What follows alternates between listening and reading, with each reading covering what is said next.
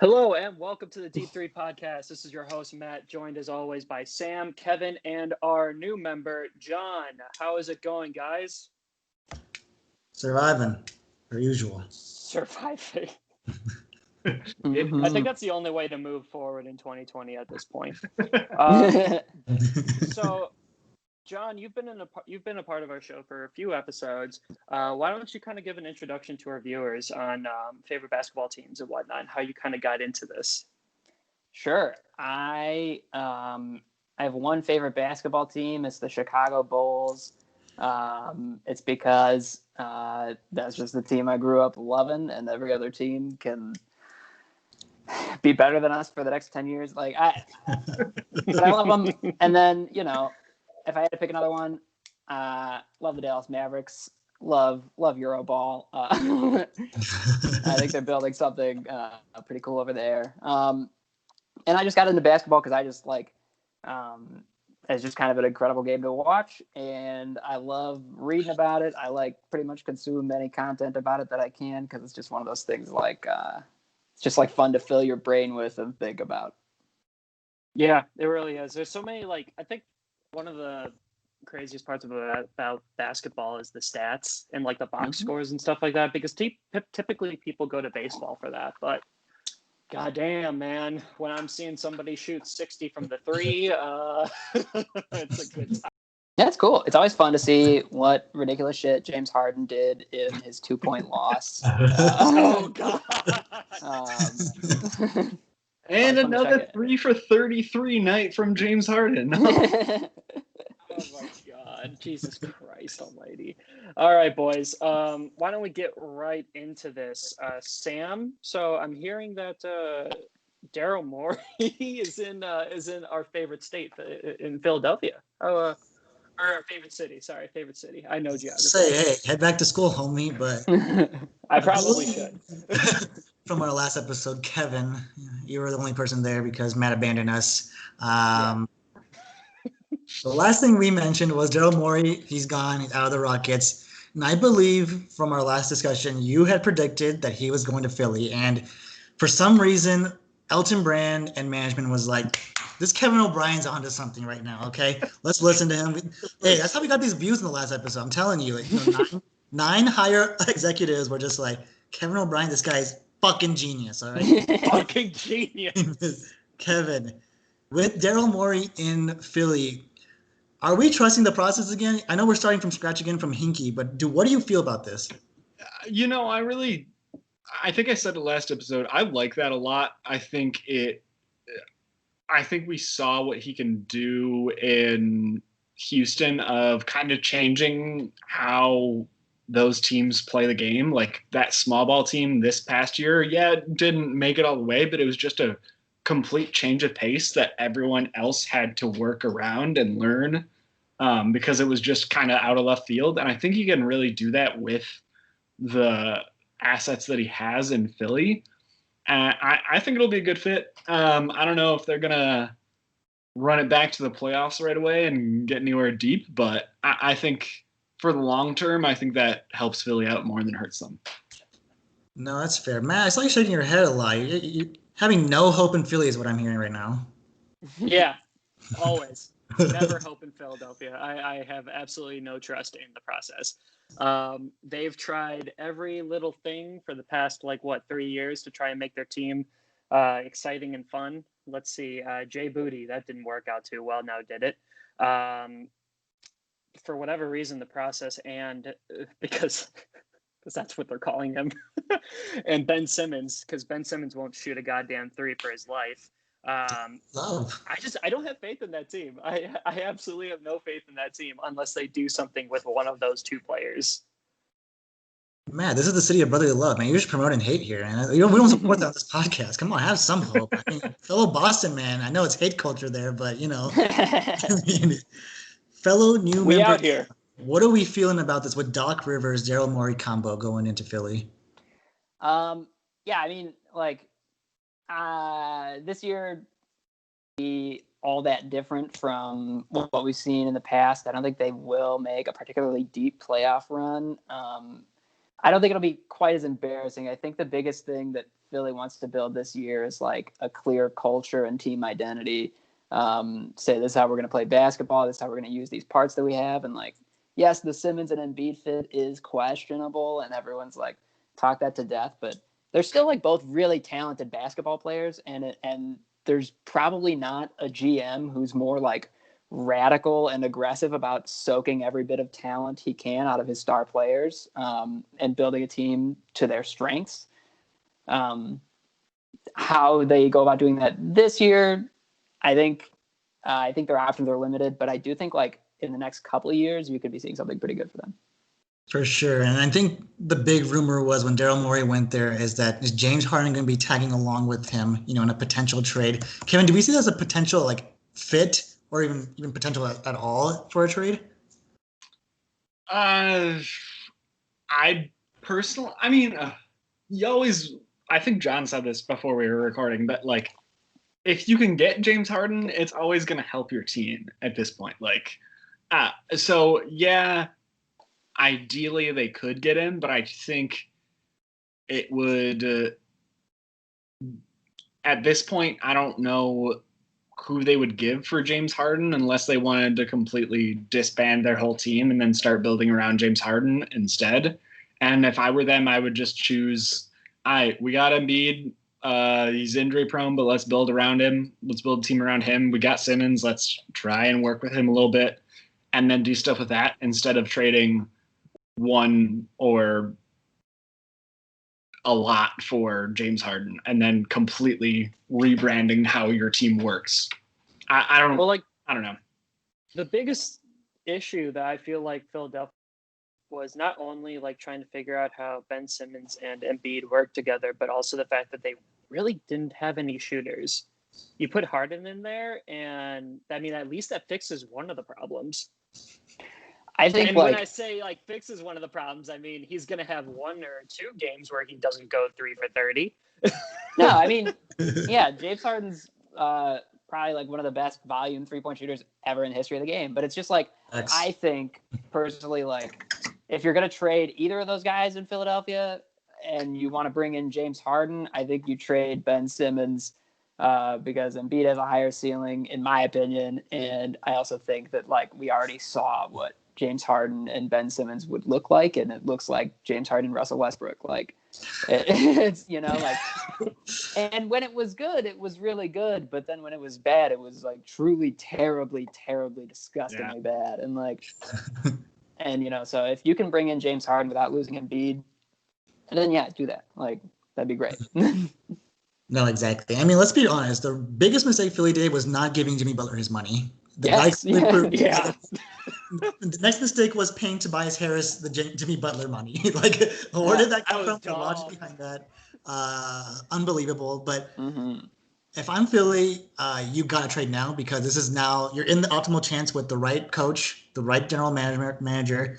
Clearly, it looks like upper management is willing to start spending money to be actual winners instead of just kind of try hards at this point. Look, JJ Redick, we love you, but you got to the second round. Like, it doesn't really matter at that point. You haven't got any further anyway. Can we really call Joel Embiid a try hard though? Can we really? You're right.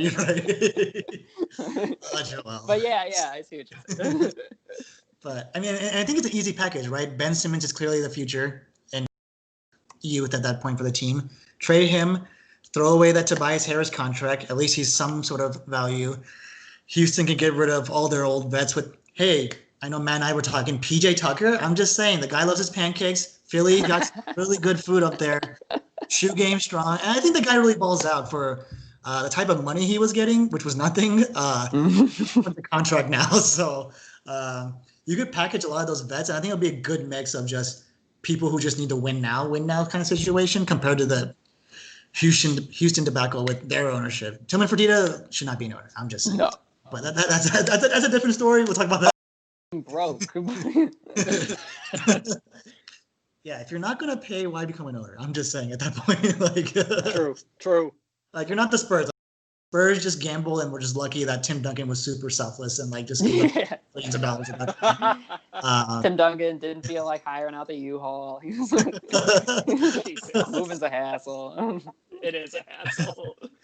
But along with the Houston panic, We just heard recently that a Harden rumor to the Brooklyn Nets is something that's coming up interest. John, I saw that face. What are we feeling here? I'm like, okay, this would be this. Okay, so potentially this could be like the most unstoppable offense that like the league has ever seen because you have three of the greatest isolation basketball players ever who are all very efficient and like really strong scorers. I don't think any of them are going to want to play defense all that much. They're going to have to a little bit. Kevin Durant can be a good defender, but he's also coming off a devastating Achilles injury. But look, like it would be really, really cool to see. As much as it could be like a total disaster with those three personalities and playing styles, it could totally blow up. But like, I think more likely than not, you would see something like kind of insane at least a few times because it's just three players that are almost like unmatched offensively in the league, and it's just that'd be exciting. Defensively, it'd be frightening. I want to see it just to see it happen. I want to see them. I want to see all three of them play on the same team. I want to see whether it's a complete dumpster fire or whether it works completely. I want the Knicks to just be hating themselves even more. Like I want it all. No, exactly. Kevin, if Houston was to make this trade, what are they looking for in return for James Harden? Everything. Everything the Nets have. Heat City. Okay, Oh gotcha. my God. You Dinwiddie and Jared Allen for that? Easy for Harden. Like Go with some Levert. I'm just saying. Just get them all. Get them all. And picks. As you have the power to be like, we have James Harden. We have one of the best shooters in the game. Give us everything you got or you ain't getting him. And it sounds like the Nets are like, okay. We'll give all this young talent, all this under 25 talent that's really, really good and really, really raw. And the Houston's going to take it and be like, wow, this is awesome. This is cheap. Yeah, this is cheap. It's wild. If this actually goes through and it's literally like Harden for like Dinwiddie, Levert, and Allen, that would be one of the most wild trades in recent memory in my Brooklyn mind. and Boston out then. Straight up hustle, Danny Ainge. But gross. I mean, like along those lines with Harden, I mean, we all heard the news with Russell Westbrook being kind of the one that wants to fall out of Houston.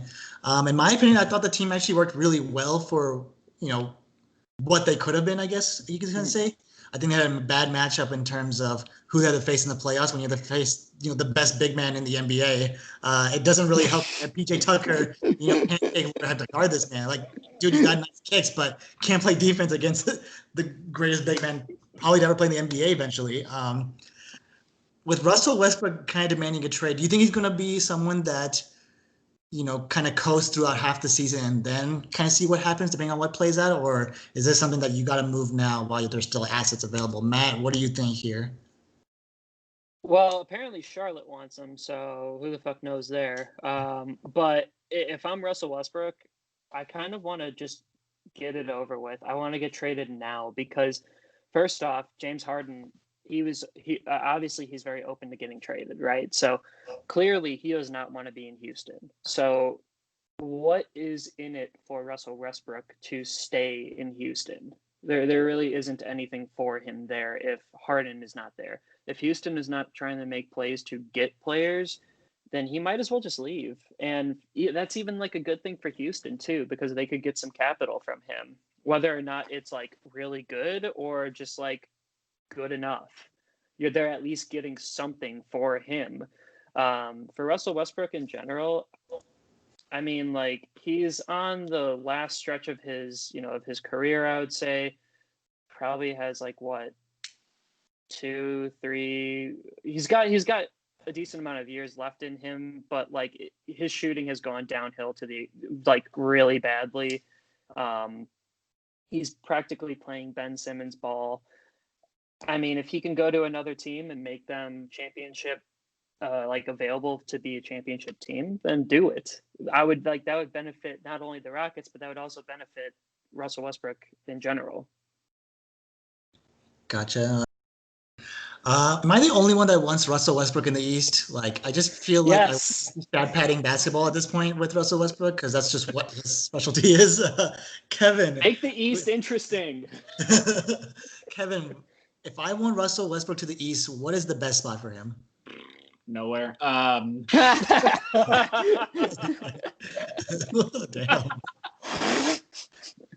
I don't know. Hold on. Before you go, I'd like to say that this man was praising Russell Westbrook in rounds 1 and 2 in our podcast for a long time, and is now bashing this man, saying that he has no potential. That's basically what you're saying. Seems like a flip. You just said he has no belonging in the East, and we know the East is shit. Okay, come on, let's be real here. Where else is he gonna go? Think Russell Westbrook can't play on the Orlando Magic, Kevin? You're saying Aaron Gordon's better than Russell Westbrook. That's what you're saying. We get it. Aaron Gordon is gonna outshine Westbrook any day of the year. But come on, man. Hey man, Aaron Gordon can't win a dunk contest, so let's just be real here. Oh my god. I think if you go, or if you put him in the East, if you force him into the East, he's got to go somewhere that he would still be hands down the number one player on the team, even as a Ben Simmons type, as Matt said. And I honestly do think that putting him on Charlotte probably gives him the best chance at even remotely making a playoff run.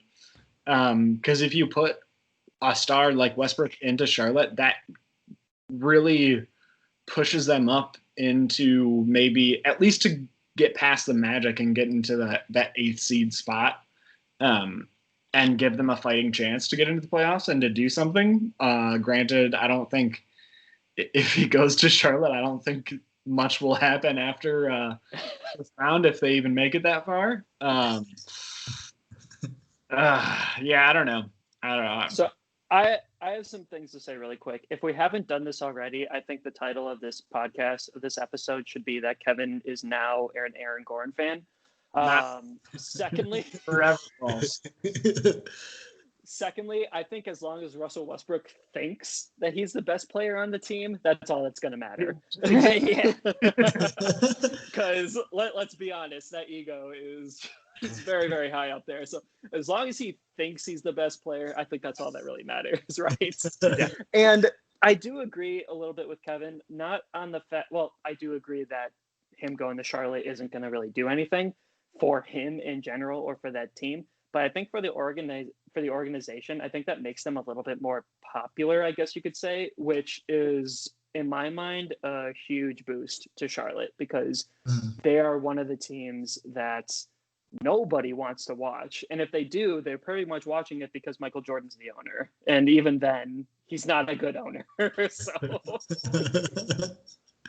No, that's fair. John, what do you think? Does Russell Westbrook just need to chill out here, or we need him out? We need him out of Houston to... I don't think Russell Westbrook is capable of chilling out. I think that he's proved that. I think is like his entire career. And that's, you know what, like that's fine. If he wants to do that, then like do it somewhere like Charlotte or New York, like on the Knicks, where like it doesn't fucking matter anyway. And like at least it'll give those people something to watch. Yeah. Like, you know, Russell Westbrook just like, at least right now, who he is and how he wants to play is like he's just not going to fit on a team that's like has championship aspirations. That's how I feel. And like, I think he proved as much. And, you know, in his defense for the playoff run, like he did have a tough time coming back from the COVID he had, and he had a tough, like, he had like some other injury he was dealing with. Like he wasn't 100%, but like, man, it's just tough. He's historically, I think he's one of the worst, if not the worst, high volume shooters in the history of the NBA. He's not wrong. He's not wrong. That's so true. So boys, yeah. Hear me out here. So I got two proposals. We trade Chris Paul back to Houston for Russell Westbrook, just flat out. I think at that point it's a fair thing. I think both players are that. I don't even know. Chris Paul is very weird. I think he's on some sort of like LeBron peak, but he's just like a really fat point guard at this point. He's like Raymond Felton, you know, like he's just a very square man. He's a very square man. like this man's like mini fridge, like Zion at this point, you know. But I feel like that helps both things. I think Russell wants to go back to OKC, but he wants to be the guy. For him, I think loyalty was a really big thing, but I don't know what caused the fall in OKC, to be honest. I don't know if it's just a losing thing, but I mean, he's used to that, right? I mean, we've seen it year after year after year after year after year after year after year. And another proposal is, am I the only one that thought Russell Westbrook and Paul George are actually a good combo together? I think they're just both like big enough losers that they somehow were able to coincide together with Paul George's scoring ability plus, Russell Westbrook's ability to drive it in. Because I think Paul George is actually more of an off-ball player. Like the way he runs off screens is actually really well done. I know Kevin's got that stare into me. He's like, Sean, why about this guy? But why don't we get these two guys into the East? Let them be dominant again. Paul George and the Pacers was a really fun time. Like watching the Pacers team. Yes. Looking back now, that team was not that great. Having like a guy named Roy Hibbert. Roy Hibbert, like how's that guy named at that point? But what do we think about a Russell Westbrook Paul George reunion? Because I know Kawhi doesn't want Paul George here because that man choked and blew ugly at that point. So no, dude. I don't know. Like, okay, so OKC when Russell Westbrook and Paul George were in OKC, I think they did a great job. I think they were just fine. Unfortunately, they were trapped in this really weird limbo of 8th seed, 7th seed playoff. But like, Paul George left without really saying anything. Russell Westbrook wasn't a fan of that. If you put them together again, do you really think that's going to be kosher? Like maybe as like a viewer, I would want to see that because I want to see how that crumbles.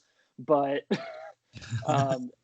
as an organization, I don't know if I want them both on the same team again. that might be a recipe for destruction. Hey man, just send him to Charlotte. Charlotte's desperate right now, so apparently, yeah, they are desperate. But let's move on some lighter news. Our boy, also with the Rockets, or formerly with the Rockets, Mike D'Antoni said, "Fuck you, Houston. You didn't give me my 40 mil over 5. So I'm going to join my homie Steve Nash in Brooklyn, and we're going to rebuild the 2007 Suns here." John, what are we feeling here? I mean, like, it's going to be fascinating. And I think we know, like, ultimately D'Antoni joining that staff, he's probably going to be doing a lot more of the actual, like, scheming and, like, creation of what their offense is going to look like than Steve Nash will. I think Steve Nash has admitted as much, that he's going to be basically like a facilitator and just like trying to make sure that everything is kosher and the culture's good, at least in the first like year of it. So, we'll probably see like, we might get to see Kyrie Irving and Kevin Durant pass a basketball, like,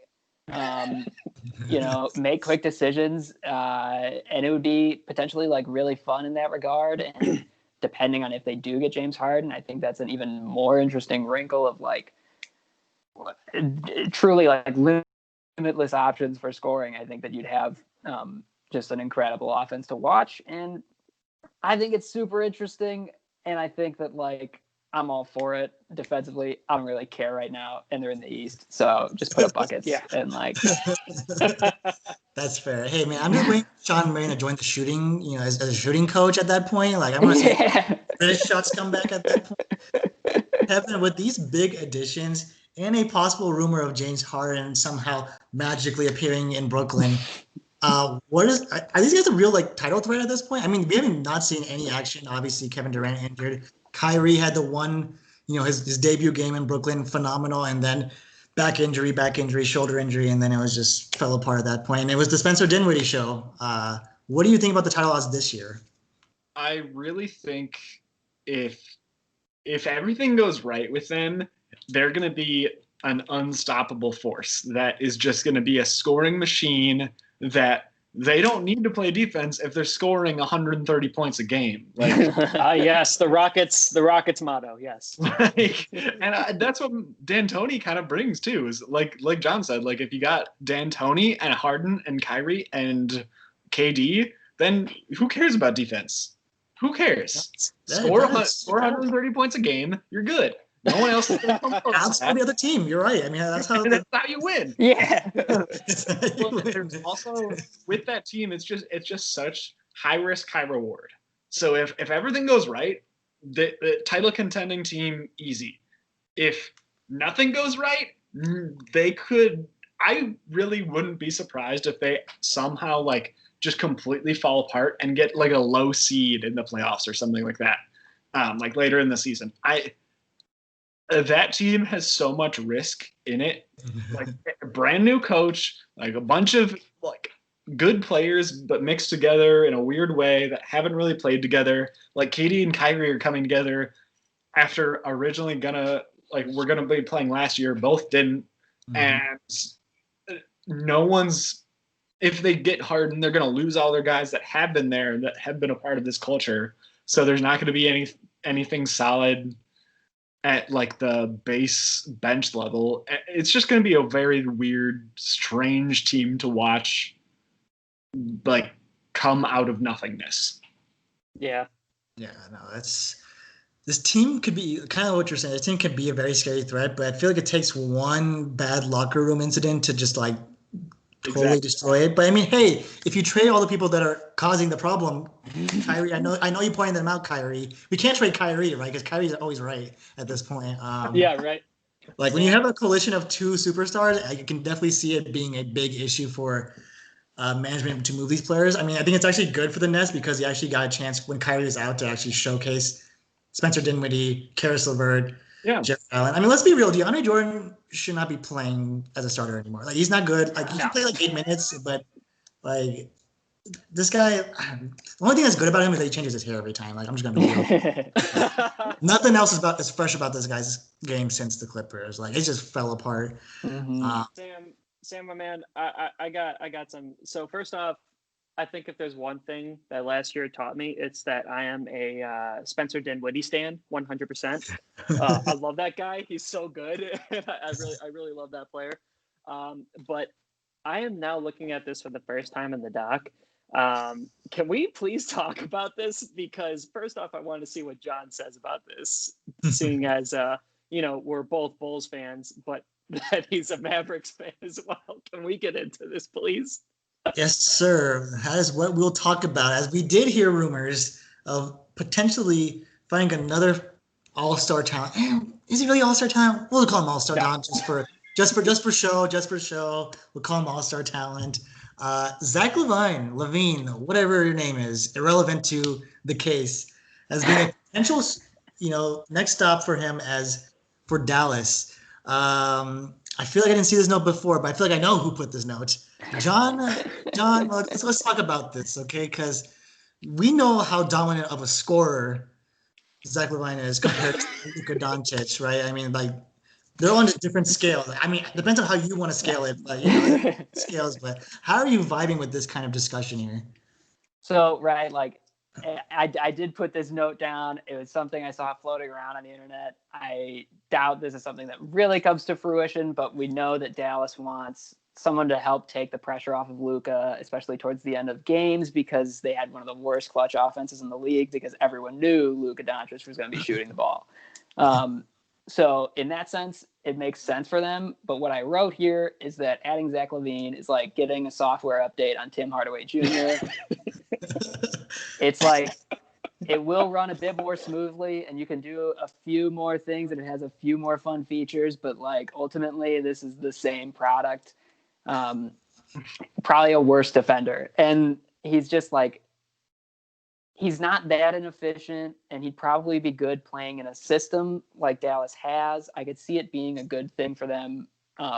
Ultimately, I'm just kind of like, Zach LaVine is not an exciting player. I can't wait to see him get away from the Chicago Bulls because I'm so scared that someday they're going to pay him like way too much money to keep chucking up 25 on 35 win teams. Like, he is just not it. He is not the answer. And he's a perfectly fine player who might be really good in that Dallas role because he can play really well off the ball, but he also can do a little bit of shot creation as well for himself, as we saw. So I think that's an interesting trade. I would love to see it. I think it would just make that Dallas offense like even better, but it would not solve the many problems they have on defense, like having Seth Curry guard Kawhi in the playoffs. Like, Jesus Christ. Oh, that's so bad. So Now, you mentioned about Zach LaVine playing in a system offense. The thing is, we've never seen him play in a system offense because he played in the Timberwolves, who we know as, I would say, the Cleveland of the West at this point. Where when your last good player for them, Cleveland was LeBron, obviously phenomenal talent. These guys was Kevin Garnett. And what is that? Almost 2 decades now since we've seen a great player come out there. Don't get me wrong. Mm-hmm. I mean, granted, we don't really love Karl-Anthony Towns on this podcast, but I think we can still respect the amount of offensive talent he has. Defense. Yeah. It's a different question at that point, but Zach LaVine going to Chicago, which was also I don't even know what you want to call that. Chicago, man. Yeah, that's what you want to call the it. theater. You want to call it Chicago because there's really nothing else you can say. All I can say is it could be greener pastures ahead, new management. Hopefully we'll see the error of their ways. Mr. Zach LaVine, if you decide to stay in Chicago, I will send you barrels of Malort to your residence. So hopefully you'll take that as a sign that we don't want you here.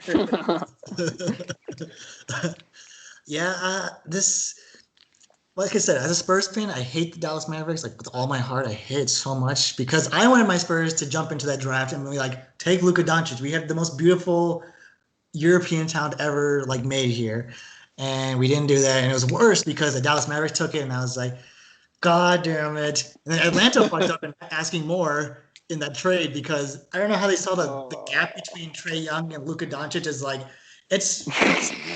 it's almost universal gap. You literally will never catch up, sadly. To me, it reminds me of a LeBron. It's going to be a LeBron KD thing. I'm not saying Trae Young's going to be KD level-esque, but in terms of Trae Young will always be the shadow. He'll always be number 2 when it comes to that draft.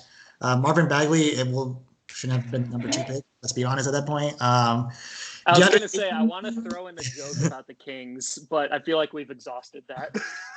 Hey man, when you give your max contract to a 6 man, it's great. I'm loving it here. It's phenomenal. But... You got to do that any chance you get, yeah. Exactly. But before we get into the draft talk and our little mock draft that we do here, I think we should just talk about the overall that the NBA is coming back. I mean, I don't think we actually mentioned that at all yet. Oops. The NBA is coming back December 22nd. I know there was a big faction at first about how this is coming way too soon. And me personally, I think it is kind of too soon in terms of how do you manage enough time for free agency, draft, training camp, preseason, and then regular season. That's 5 things you need to account for within what they decided probably early November to decide this. So within a 7-week span, you have to fit this all in. I don't know if you guys heard Danny Green on one of the Ringer podcasts. I know he was I think it was on the Real One, phenomenal one. Hopefully Roger Bell does join Steve Nash in Brooklyn soon. Yes, sounds at this point. But Danny Green seemed wasn't against it, but was not surprised that if a lot of vets wouldn't return. I can definitely see that, And to be honest, LeBron could probably coast it for a while, with the season being 72 games. LeBron could probably coast 30, and then AD would probably just take over, show his true dominance. And then LeBron would just come in and just drop 30 every night at that point. How do we feel about this just overall, that we're going to have a 72-game season and we have to fit all of this in by December 22nd? So I think for me, you're losing so much money if you don't do this. So obviously the NBA is going to do whatever it can to try and get this in as soon as it can. It sucks for the players. Especially for the vets on the bad teams that kind of need to play, for the good ones anyway. But I was really, really hoping that the NBA would start around this time because Christmas game would be so much bigger than ever.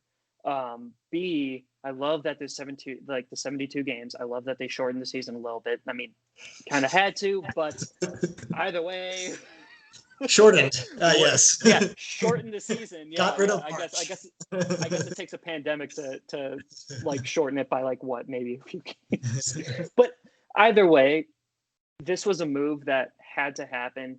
I hope that at least a majority of the NBA players were prepared for this or kind of figured that this might happen, because this seems like a very logical, maybe not logical for the players' health, but logical for the NBA organization as a whole for this to start around this time. I have a feeling that most of them were probably like, okay, yeah, this sucks, but we were ready for this from the start. So hopefully, at least they're a little bit ready for the new season to start. I think this is a perfect time. I think you're going to have a ton of people watching the NBA around this time, because that was like the biggest thing, was like you had this really weird flux of January to March where it's just like, this is boring, nobody's really watching it. But now you're having the NBA start so late that now it's just like, okay, well, now this time frame of January to March is actually kind of like still in the beginning of the season, so it's still interesting. So as a whole, I think it's great. I think it sucks for the players for sure, but I'm for it. No, that's a good point. I think it sucks for the losers. Let's be real. Like the people who lost in the playoffs, who did all the grind in the bubble. Yeah. I mean, I'm just being real, very good potential for that team. But luckily, a lot of them are just younger guys, so that they probably just don't mind the grind for it. But like spending like 2-3 months in a bubble in Disney World, to be of all places, like you can't even ride the rides. Like, what's the point at that point? It's not even worth it. I definitely felt what Danny Green was saying. Kind of going along the lines of, there's money out there and there's a lot of things. And I think, at least in my opinion, I think a lot of the BLM movement did get clouded in the end, because now there is no talk. So maybe by having the NBA, we're able to build this talk again and make it more relevant, even though it coincides with a little bit of the NFL. I think it's at the tail end. It's like probably about like week 10, week 11. Oh no, that'll probably be like near the end of the season at that point. And I think that would be probably a solid idea. I mean, I know the NBA owners were really adamant because they could just tear away the CBA, right? At that point, they can just declare something outrageous happened, so we're not going to pay any of you guys, and they can just write it off in taxes at that point. But Kevin, in terms of the NBA restart itself, what do you think is their plan? I know they haven't really talked too much about, like, are they going to do like a regional? Are they going to stick to just strict traveling, criteria? Like, what do you think will be their optimal plan? Do you think even fans are going to be allowed? I think, in my opinion, my uneducated opinion on all of this, I think initially you don't allow fans, or you do kind of what the NFL is doing, where you allow like a very small percentage of the stadium to be populated. And then I think as we move along during the season and, okay, we've done 10 games with this model so far, or 10 weeks or whatever, or not 10 weeks, 10 games. And we've had no problems, like still no positive cases, blah, blah, blah. Okay, let's increase the size a little bit, and then go a length of time with that size in stadiums, and then slowly, basically progressively throughout the season, every X amount of games or weeks or whatever, reevaluate where you are. If you need to decrease the amount of people in stadiums, do that. And if I think initially, with the size of teams and staff on basketball teams, I would say more like kind of like what you suggested of like just regional travel the first couple games, I guess. Again, like the first 10 games or so, just stay in just Midwest or the East Coast or the West Coast, wherever your team is, if you can. Mm-hmm. And then again, assuming that goes smoothly, then I think we can have more normal travel throughout the season. But I think this Adam Silver, props to him. He's shown that he is good at adjusting plans on the fly, especially with all of this stuff. I mean, the bubble went over incredibly smoothly in an incredibly short amount of time. So I think he's proven himself to be able to handle this kind of stuff. No, for sure. I think the team that's going to take the biggest toll is the Toronto Raptors, because they're a team that's going to have to move, right? They're going to have to move. Yeah. And I think they're going to go to the shittier place of Louisville, most likely. Like, don't get me wrong, probably good arena because they get all the booster money from NCAA and everything. But I mean, when you're gone for like almost another 6 months again, you're basically going to be 9 months of travel. I mean, also just staying in a place you don't know, staying in a hotel at that point. Actually, I'd be curious to see if the housing market increases, just with the players just buying up houses there and just I'm just saying, might as well get your summer home there, I guess. Summer home. John, what are your overall thoughts on just what do you think the NBA is rushing this? Like I said, they have to rush free agency, the draft, training camp, preseason, and then this regular season itself. Do you think there's enough time, given this next 6-7 weeks? I think they're rushing it, but I don't think they have another choice because they already lost so much money in the last season. They just kind of have to do what they can to get things back on schedule to some degree. And they have to make sure that they're not playing in the playoffs, battling the NFL and MLB for ratings again, because it was a disaster. And admittedly, NBA ratings aren't ever going to be awesome because people just don't watch basketball games like that anymore. A lot of people, a lot of NBA fans like to consume the highlight reels on YouTube the next day. They like to do a lot of their shit online with how they watch. Oh. But regardless of that, the NBA needs to play games. They need to get stuff moving again. I do really kind of worry for the health of the players because it won't be a bubble situation. There will be more positive cases. Hopefully it's something that isn't going to be too big of a problem. But they're going to have to be able to have space to be flexible schedule-wise because there's chances that games will need to get canceled. There's chances that players aren't going to be able to play, if you get a positive test, you won't be able to play for a couple of weeks. And so teams got to be really flexible, and it's going to probably be a pretty messy season, but it's something that I see why they're doing it. And I think they probably kind of have to, but it is concerning. Yeah. Yeah. As much as, at least me personally, as much as I want basketball a lot, I mean, it almost feels like basketball has become at this point, and it's kind of intoxicating. It's just oh my god, it's so much. I mean, think about just this podcast recording. We covered so much news in almost 42 minutes. That's pretty nuts. How to do that. But just with the amount of moves overall made and the potential moves that are going to happen, I think I'm very optimistic about the big changes. Brooklyn situation, the whole Houston debacle there. I mean, the Clippers even wanting to make some big changes there. I mean, I'm going to give them some props. They did get some really good coaches. Kenny Atkinson, the guy I praised on this podcast many times, top assistant with Ty Lue, Ty Lue's Ty Lue at that point. They got Chauncey Billups as well. I think that'd actually be a pretty solid, fit for them. Even the Philly situation, for some reason, they always get me. They're a roller coaster, obviously. Last season, the first episode, I predicted them being the number 1 seed. Clearly fell apart. The Al Horford thing was a disaster. Unfortunately. They did big ball wrong. That's what they did. They just did it wrong. Mm-hmm. They got all these pieces that actually were not going to work together and just relied on Ben Simmons and Joel Embiid coming together. And actually, Joel Embiid being healthy because the guy's never healthy. The guy just... We see him doing his workouts. He eats some McDonald's afterwards. What do I do? This isn't the 90s. This isn't the 90s. Look, if you're gonna do that, get some rebounds like Barkley, okay? Then we can start talking about that. Dang. But before we transition to the NBA draft mock draft, I'm gonna ask each of you guys, what is the number 1 expectation you want coming out of this season, or what's something you're so excited about that's coming into the season? We'll start with Kevin because Kevin's got some brain juice going on right now. Sure. I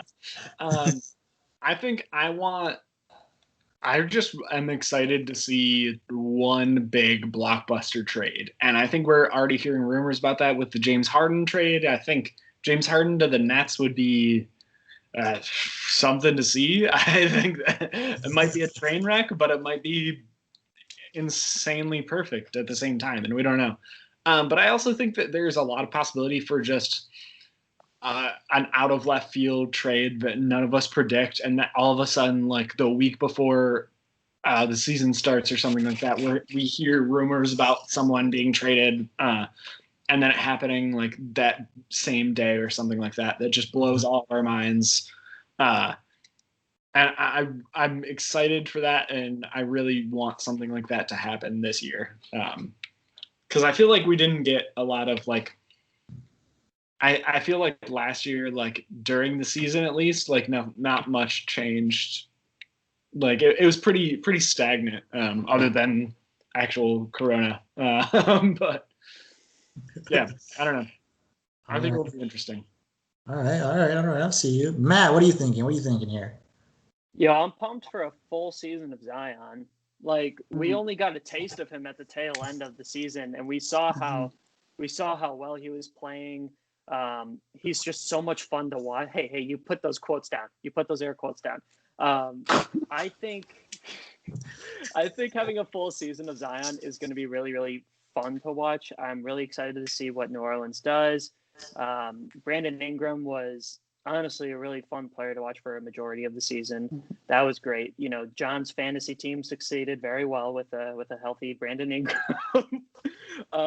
But yeah, man, a full season of Zion. I'm pumped to see how well he does, and hopefully he took the off season and all of this time after the bubble, after the playoffs to be a lot healthier and get stronger and whatnot. Hey, man. I want more dunking on people. I want Zion to just bully the shit out of everybody. I'm gonna be like the Spurs basketball fan. I don't want Zion dunking. The reason is Blake Griffin. We saw it happen. Blake Griffin. Yeah. And the thing is, Zion's got like 50 pounds on Blake Griffin. So I'm a little scared. I hope he's been on that Peloton. I hope he plays some actual defense for once. Because let's be real, like that bubble defense is not good. But I'm totally with you. I want some real Zion shit because that's what kind of went downhill with 2020. Luckily, Ja was able to carry the weight for us with that class because Ja fucking killed it. John, what are we looking forward to next season? Yeah, right. I'm looking forward to the coronation of the most valuable player in the league, Luka Doncic. I think we already saw that he's a historically great talent last year. He was playing like he's been in the league for 7 years as a second-year player. And I think we're about to see some really wild shit. Now, I'm also incredibly scared because last year around this time, you know who the MVP favorite was? It was Stephen Curry. God. So That's the curse. so it feels a little cursed. But you know what? I'm excited for him. I think he's only going to come back better than he was. Hopefully they'll be able to have a more diversified plan late in the game so that it doesn't all fall on his shoulders, as magical as he can be in those moments. Yes. I think we're going to see some really cool shit from him. That's what I'm excited for. And I'm just excited because I think the league is in an incredibly fun place. There's great young stars everywhere on top of these aging guys who are still incredible. Like the league is in an awesome spot talent wise. For sure. But I'm going to be opposite of that. Young bloods, stick to the side. Let's not forget who won the title, ladies and gentlemen. The Los Angeles Lakers with my boy, fine wine and dine, LeBron James. That's what I'm looking forward to. LeBron, year 18, running it back and winning the title again and destroying the shadow of Michael Jordan. That's what I'm looking forward to, ladies and gentlemen. Oh, Booming. wow, Let's go, Chicago fans. Booming. Let's get it over with. I can't. It's in the cards. They brought in Dennis Schroeder. So I mean, they're looking to repeat. They brought in the big guns. Exiling Danny Green. Hopefully, like Danny Green, let's get it. Lakers are going to be good. They're going to be really, really good. They just won a championship. LeBron is never going to die. No, I'm gonna take back my previous episode title of Kevin loving Aaron Gordon. I think we're just gonna say that Sam thinks that Michael Jordan is trash, and Hey, let's do it. Hey, whatever gets the views at this point. All right, we're here for clicks, baby. We're here for the money. Okay, we're not the Spurs. Okay, we're here for the money. Zach LaVine, go get your money. All right, let's get it. Let's go get your money. Get out of Chicago. Get out of Chicago. Yeah, don't get your money in Chicago. Anywhere else, though, get your money. I was not expecting a lot of those responses, but with that, boys, let's get it. NBA 2020 mock draft.